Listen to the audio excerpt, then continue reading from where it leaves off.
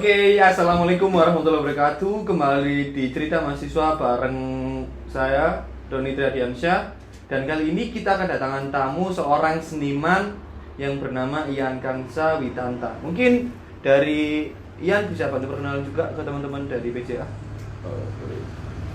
Halo, perkenalkan namaku Ian Kansa Witanta. Biasanya aku dipanggil Ian Pilok. Aku kuliah di Universitas Brawijaya, Fakultas Ilmu Budaya dengan program studi Seni Rupa Murni. Oke, berarti ini aku bisa panggil masnya Ian Pilok gitu ya? Ian boleh ataupun Pilok juga boleh. Oke, siap.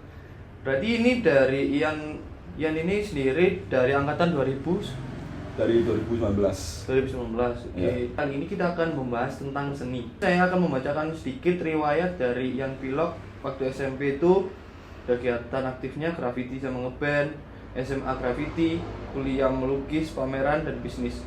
Arti seni dari menurut Ian Pilok sendiri apa sih? Menurutku pribadi ya, seni itu sebuah ungkapan baik secara emosional maupun ekspresif yang di dalamnya terdapat suatu unsur keindahan. Jadi sesimpel itu sih. Kalau misal berarti apapun yang kita lihat dan yang kita rasa, oh ini bagus, oh ini nyaman di hati kita, itu berarti juga termasuk seni ya? Bisa, karena dalam ungkapan tadi kan kita bisa secara langsung atau tidak langsung kita menggunakan suatu perasaan. Dari cara ungkap tadi kita mengikut sertakan perasaan kita juga terhadap sesuatu itu. Berarti kalau misal semua yang hubungannya dengan perasaan kita ketika kita menikmati suatu hal bisa dinamakan seni gitu. Iya. Oke, mungkin kan dari teman-teman dari tim BCA ini kan nggak tahu sih gimana kok bisa sih si Ian Pilok ini terjun di dunia seni. Padahal kayak mungkin dari SMP ada ngeband juga gitu. Kenapa kok bisa memutuskan di perkuliahan ini ya udah deh aku masuk seni? Mungkin dari kecil, sebelum masuk jenjang sekolah aku suka coret-coret. Jadi sebenarnya ada cerita lucu ketika ketika waktu masih kecil dulu aku suka sembunyi-sembunyi ngambil ballpoint. Nah di situ aku suka gambar di tembok. Ya mungkin dari kecil kan anak-anak kan mungkin suka gambar atau suka ngelakuin yang aneh-aneh lah ya. Tapi di situ aku suka gambar di tembok. Ya walaupun bisa dibilang gambaran anak-anak kan ya mungkin secara ekspresif. Nah dengan gambar itu mungkin sebuah suatu kejujuran dari anak kecil, karena mereka belum tahu tentang seni, belum tahu tentang unsur dan segala macamnya ya. Jadi melalui dari coret-coretan itu tadi, ketika masuk dalam perjenjangan sekolah dasar, SMP dan sampai hingga sekarang, mungkin terbiasa dari situ dan ada rasa rasa entah itu bakat atau minat dalam berkecimpung dalam dunia seni. Oh jadinya kayak kalau misal yang Pilok sendiri rasain itu mulai kecil kayak suka gambar, terus jenjang SD, SMP, SMA kayak gambar itu selalu melekat pada diri Ian gitu ya? Selalu hadir, bahkan selalu hadir. Berarti untuk nama Ian Pilok sendiri itu hadir karena pas SMP juga ini ya? Kalau Ian Pilok sebenarnya dari jenjang madrasah aliyah atau setara dengan SMA. Oh SMA. Itu kok bisa sih awalnya dari teman-teman kok manggil Ian Pilok, apa suka graffiti atau yang lain? Nah ini juga ada sedikit cerita. Jadi suatu ketika waktu SMA, ketika di bangku SMA tadi, yang sebenarnya kita sebagai pelajar ya, kita membawa buku mata pelajaran, entah apa itu yang berhubungan dengan pendidikan. Nah justru di situ aku membawa cat semprot itu tadi. Jadi satu tas itu isinya juga kaleng cat semprot itu semua. Oh berarti pas sekolah itu bawa tas isinya cat semua. Itu emang ada setelah pulang sekolah mau ada memang rencananya tuh hari ini aku pengen sekolah, tapi setelah pulang sekolah aku pengen gambar. Oh berarti gak niat dari rumah istilahnya gitu, terus teman-teman inisiatif, oh Ian bawa pilok, akhirnya dipanggil Ian pilok gitu. Bisa juga sih. Nah dari situ kan bunyi waktu bawa tas itu. Oh, Klotak-klotak gitu kan ya, kelenteng gitu. Akhirnya teman-teman kan pada ini ya, pada apa? Kayak pengen tahu lah apa sih yang dibawa kok ada timbul bunyi suara kayak gini gitu. Akhirnya dari situ teman-teman panggilnya Ian Sepet. Nah dari Sepet itu kan sebenarnya dari bahasa Jawa kan ya. Nah, dari Sepet itu kepikiran kan buat nama panggilan kayaknya unik. Cuman kalau Sepet takutnya orang-orang baca speed. Nah, kan aku anak pembalap atau anak motor gitu kan ya. Jadi lebih kayaknya pilok kayaknya cocok, lebih keren. Ya, lebih pas lah menurutku. Jadi yang pilok itu dari SMA. Dari SMA, dari SMP. Mungkin yang juga ya dari perihal seni tadi itu kayak kan mungkin banyak yang kayak suka gambar. Kenapa kok gak jadi arsitek atau sipil yang lebih fokus di bangunan? Kenapa kok bisa memilih oh ya udah aku gambar masuk seni rupa aja? Kenapa kok gak bidang lain? Mungkin dari berjalannya waktu kita kan bisa mengenali diri kita sendiri. Nah, aku cenderung pada anak yang independen, yang bebas, yang dimana istilah untuk saat ini sih mungkin bisa dikatakan anak indie lah ya. Anak indie.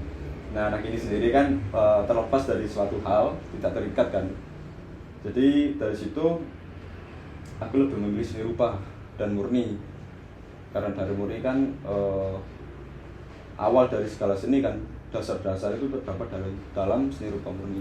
Kalau misal di UB sendiri itu ada seni rupa murni doang apa ada yang lain juga? Dan perbedaannya itu di mananya? Mungkin dari teman-teman kan juga nggak tahu, yang tahu cuma seni rupa isinya gambar ya. Gitu.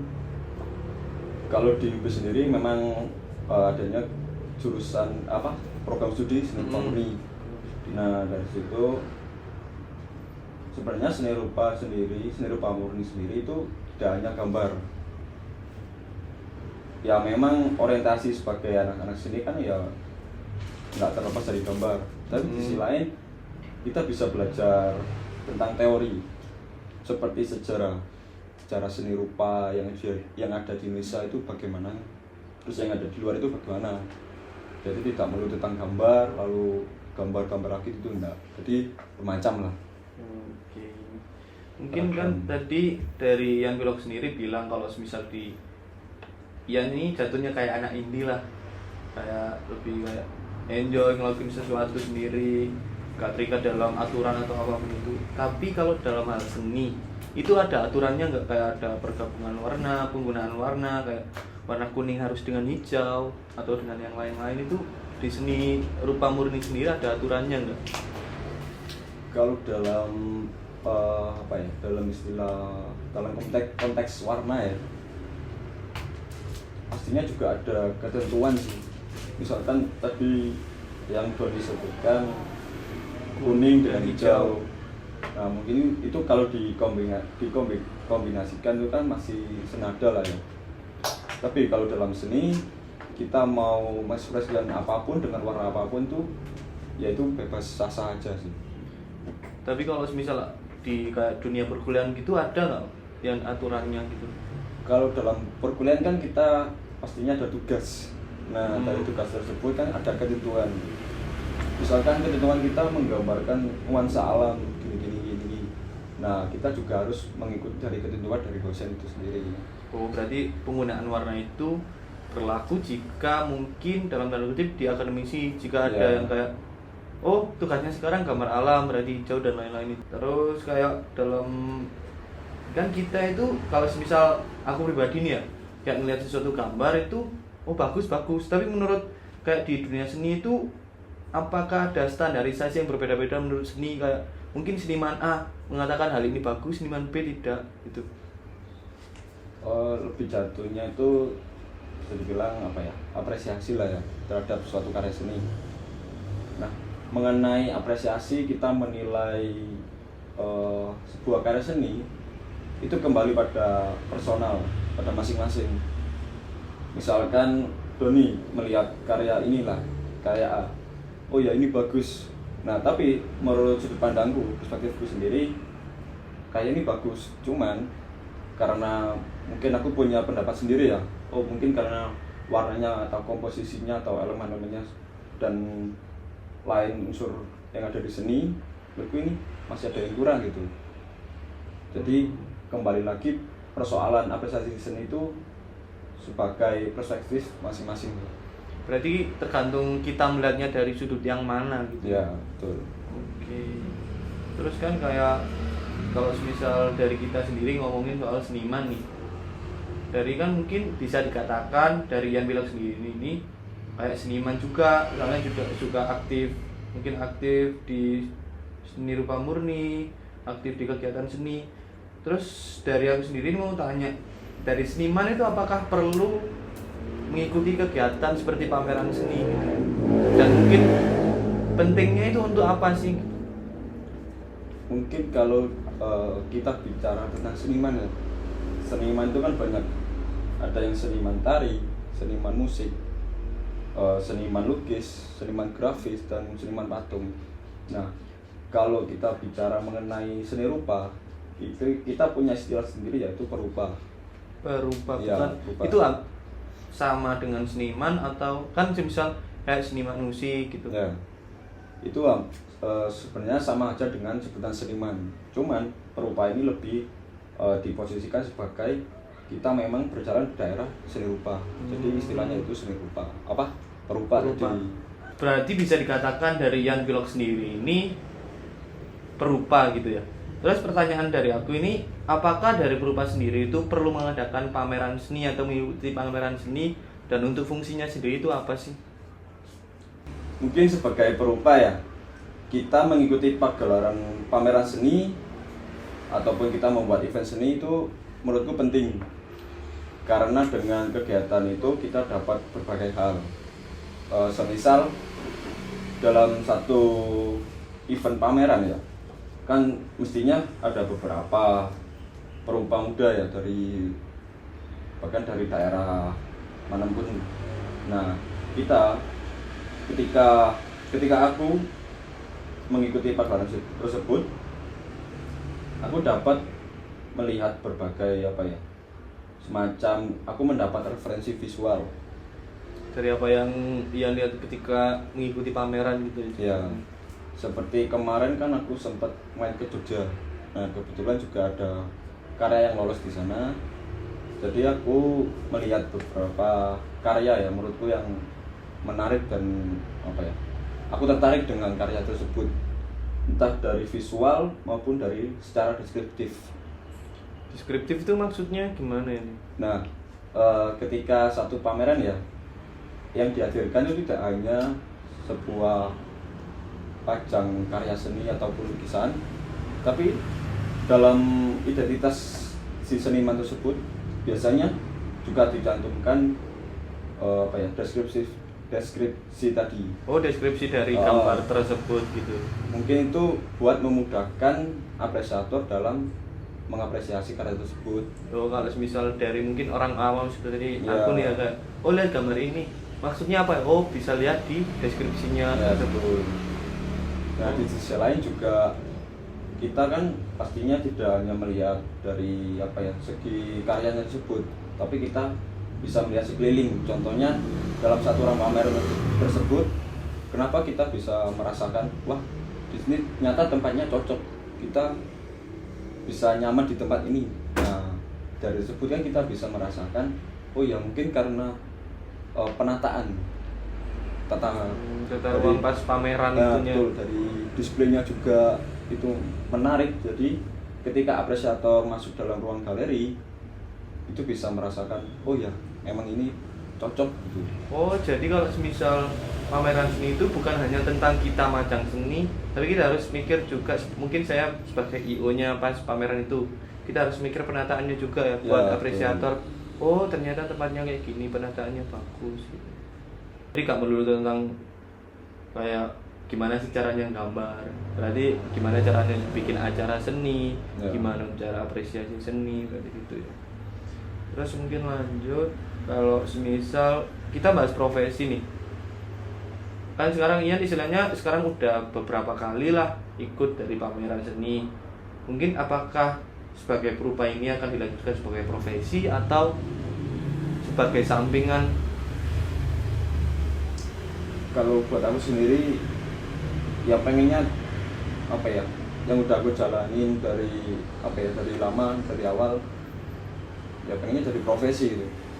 Tapi kan kita nggak tahu ke depannya kita bagaimana, tapi takdir mengatakan. betul. Jadi ya semoga bisa jadi profesi, kalau enggak ya apa ya, kalau enggak memang bukan jalannya ya kita kan juga nggak tahu.